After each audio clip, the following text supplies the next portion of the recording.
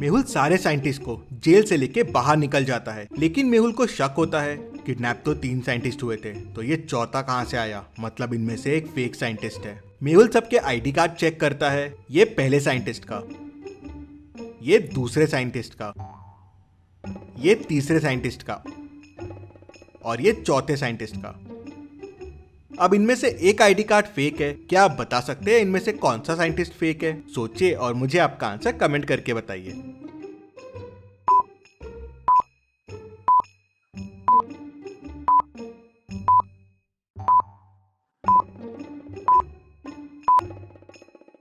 ये तीसरा scientist fake है। इस साइंटिस्ट की डिग्री देखिए, MBA इन फाइनेंस, और बाकियों की है PhD in chemistry, MTech in chemical compounds, MSc in biochemistry. तो ये 3 तो साइंटिस्ट हुए, कोई MBA वाला साइंटिस्ट कैसे होगा? तो पागल साइंटिस्ट ने एक अपना आदमी यहाँ छुपा रखा था। मेहुल उसे पकड़ लेता है और रस्सी से बांध देता है। उसे वहीं छोड़ के बाकी साइंटिस्ट और मेहुल जंगल में आगे बढ़ते हैं और यहाँ पागल साइंटिस्ट गुस्से में आ जाता है कि सारे साइंटिस्ट जेल से भाग गए हैं। वो तुरंत अपने आदमियों को और डॉग्स को उनके पीछे भेज देता है। पागल साइंटिस्ट ने जंगल में केमिकल लोचा मचा रखा था, जिसके वजह से जंगल के कुछ एरियाज की केमिस्ट्री बदल गई थी।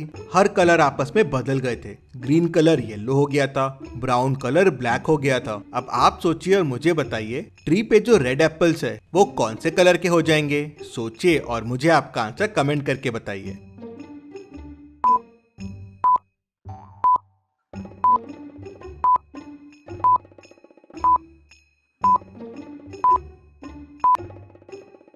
पास में देखिए, पिंक रोजेस का ट्री है और एक रोज नीचे पड़ा हुआ है। नीचे पड़ा हुआ रोज रेड कलर का है, मतलब ये पागल साइंटिस्ट के एक्सपेरिमेंट के पहले गिर गया होगा। इसका मतलब ये रेड रोज का ट्री है, मतलब रेड कलर पिंक हो गया है, तो एप्पल का कलर भी पिंक हो जाएगा। मेहुल और साइंटिस्ट ऐसे पिंक कलर के एप्पल्स देख के डर जाते हैं। उन्हें जोरों से भूख लगी थी, लेकिन एप्पल्स बिना खाए ही आगे बढ़ जाते हैं।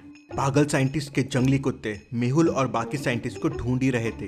पागल साइंटिस्ट पीछे से जंगली बैट्स भेज देता है। बैट्स तेजी से उड़ते हुए मेहुल और साइंटिस्ट के पास पहुंच जाते हैं। बैट्स उनको परेशान करने लगते हैं, काटने लगते हैं। मेहुल फोन निकालता है हेल्प मांगने के लिए, लेकिन नेटवर्क ही नहीं आ रहा था। पास में लकड़ी के टुकड़े, कुछ स्टोन्स पड़े हुए थे। सोचिए और मुझे बताइए, क्या कर सकते हैं मेहुल और साइंटिस्ट बैट से बचने के लिए? आपका आंसर मुझे कमेंट करके बताइए।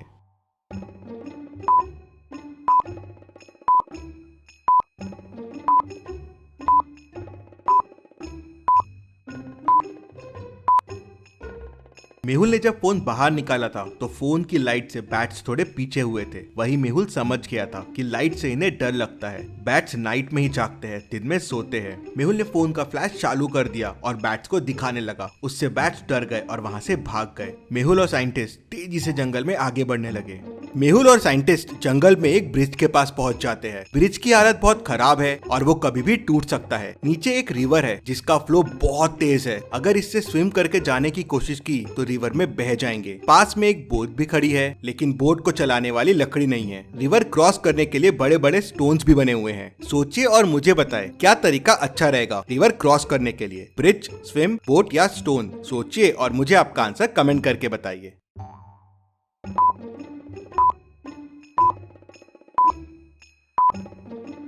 रिवर का फ्लो बहुत तेज है तो स्विम और बोट काम नहीं आएंगे। अगर आपने बोट से जाने की कोशिश की तो वो अलग डायरेक्शन में ही निकल जाएगी, और अगर ब्रिज से गए तो वो टूट जाएगा और आप पानी में बह जाएंगे। मतलब स्टोन से कूद के जाना ही सेफ है। मेहुल और साइंटिस्ट भी वही करते हैं। स्टोन्स पे कूदते हुए रिवर क्रॉस कर लेते हैं और जंगल में आगे बढ़ते हैं। जंगल में आगे बढ़ते बढ़ते मेहुल का पैर एक मधुमक्खी के छत्ते पे पड़ जाता है। उसमें से बहुत सारी मधुमक्खियां बाहर आ जाती है। मधुमक्खियां मेहुल और साइंटिस्ट को परेशान करने लगती है। वो आसपास देखते हैं तो ट्री की कुछ लकड़ियां पड़ी होती है, स्टोन्स पड़े होते हैं। अब इन मधुमक्खियों से बचने के लिए क्या करना होगा मेहुल और साइंटिस्ट को? उनके पास 4 ऑप्शन है। पहला तो लकड़ी से मधुमक्खियों को भगाने की कोशिश करे, दूसरा उन पे स्टोन्स फेंके, तीसरा वहां से तेजी से भागे, या चौथा धीरे धीरे चल के वहां से निकल जाए। आपको क्या लगता है कौन सा तरीका सही रहेगा? सोचिए और जल्दी से आपका आंसर कमेंट कीजिए।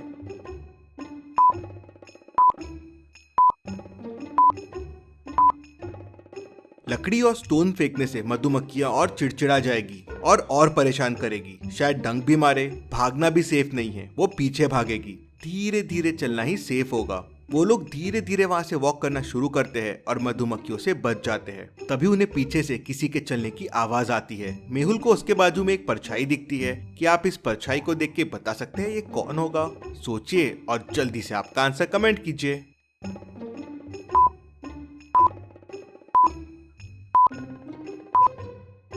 सर कटा हुआ है, मतलब ये एक ज़ॉम्बी है। ज़ॉम्बी को देख मेहुल और साइंटिस्ट वहाँ से भागना शुरू करते हैं। भागते भागते उन्हें सामने का एक गड्ढा नहीं दिखता और वो लोग उस गड्ढे में गिर जाते हैं। अब ज़ॉम्बी उनके पास आने लगता है। गड्ढे में उन्हें कुछ चीजें दिखती है। 3 गुलेल दिखती है, एक बंदूक, एक कटर, एक बैट। क्या इनमें से कोई चीज को यूज करके वो ज़ॉम्बीज को भगा सकते हैं? सोचिए और मुझे आपका आंसर कमेंट करके बताइए।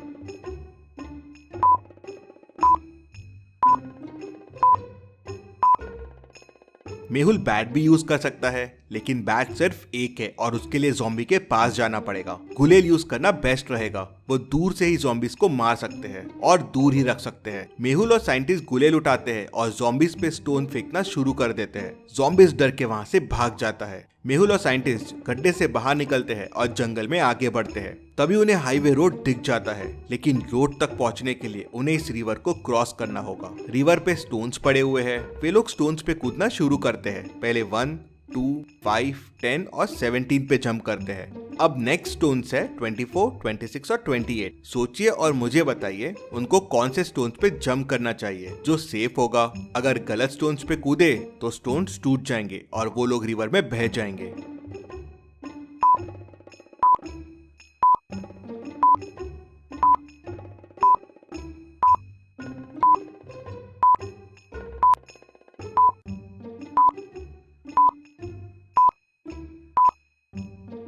सही स्टोन है 26। 1 और 2 का डिफरेंस है 1, 2 और 5 का है 3, 5 और 10 का डिफरेंस है 5 और 17 और 10 का डिफरेंस है 7। तो अगला डिफरेंस हो जाएगा 9। डिफरेंस 2 से बढ़ रहा है, तो 17 प्लस 9 हो जाएगा 26। सभी 26 स्टोन्स पे जंप करके रिवर क्रॉस कर लेते हैं और हाईवे पे पहुंच जाते हैं। मेहुल ने अपनी बहादुरी से सारे साइंटिस्ट को बचा लिया। इसी बात पे जल्दी से वीडियो को लाइक कर दीजिए। चलिए अगली पहेली देखते हैं। गोपाल एसोसिएट्स में एक बहुत बड़ा करप्शन हुआ था। वहाँ काफी टाइम से मनी लॉन्ड्रिंग चल रही थी। इधर का पैसा उधर और उधर का पैसा इधर। पूरे मामले की तहकीकात करने डिटेक्टिव मेहुल को बुलाते हैं। मेहुल उनके ऑफिस पहुंचता है और उनके मैनेजर से बात करता है। उनका मैनेजर मेहुल को उनकी सीए से मिलाता है। मेहुल सीए को बोलता है कि मुझे इस कंपनी के पिछले 5 साल के सारे डॉक्यूमेंट्स चाहिए। तो सीए मेहुल को बोलती है, अरे ये डॉक्यूमेंट्स तो काफी टाइम से हमने देखे ही नहीं है। ये सारे एक फाइल में एक अलमारी के अंदर रखे हुए हैं। मुझे लाने में थोड़ा टाइम लगेगा, मैं लेके आती हूँ। थोड़ी देर बाद सीए सारे डॉक्यूमेंट्स लेके आ जाती है। जब वो आते रहती है तो उसके हाथ से फाइल्स गिर जाती है। वो उन फाइल्स में से डॉक्यूमेंट उठा के मेहुल को देती है और बोलती है, ये लो डॉक्यूमेंट जो आपको चाहिए। मेहुल डॉक्यूमेंट्स को देखता है और बोलता है कि ये नकली डॉक्यूमेंट है, ये तुमने अभी अभी बनाया है। कैसे? मेहुल को ये कैसे समझता है कि ये नकली डॉक्यूमेंट है? क्या आप बता सकते हैं?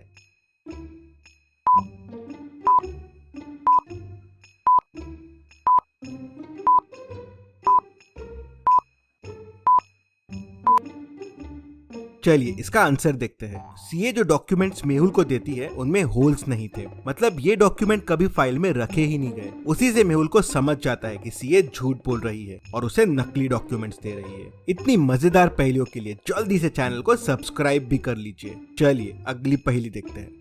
सना को काफी जोरों से भूख लगी थी। आज उसने टमेटो चीज सैंडविचेस लेके आए थे। वो फ्रिज ओपन करती है अपने सैंडविचेस लेने के लिए, लेकिन उसके सैंडविचेस गायब रहते हैं और बाजू में उसके सैंडविचेस का फॉइल पेपर पड़ा होता है। उसे बड़ा गुस्सा आ जाता है। वो ऑफिस फ्लोर पे जाती है देखने के लिए कि किसने उसकी सैंडविच खाई। तो वहाँ 3 लोग काम कर रहे होते हैं। रोहन कहता है, मैं तो सुबह से इम्पोर्टेंट मीटिंग में हूँ, बस ये कॉफी पी पी के ही काम चला रहा हूँ। हाँ, मैंने तुम्हारे सैंडविचेस देखे थे फ्रिज में। रीमा कहती है, मैंने तो डोमिनोज से पिज्जा मंगवाया है, बहुत जोरों से भूख लगी थी। मैंने तो आज ऑफिस का फ्रिज खोला भी नहीं है। राहुल कहता है, मैं तो सुबह से प्रेजेंटेशन की प्रिपरेशन कर रहा हूँ। मम्मी ने आलू के पराठे दिए थे, बस वही खाया हूँ। हाँ, मैंने तुम्हारा पैकेट फ्रिज में जरूर देखा था। क्या आप तीनों की बातें सुन के बता सकते हैं सैंडविचेस किसने खाए होंगे? सोचिए और मुझे आपका आंसर कमेंट करके बताइए।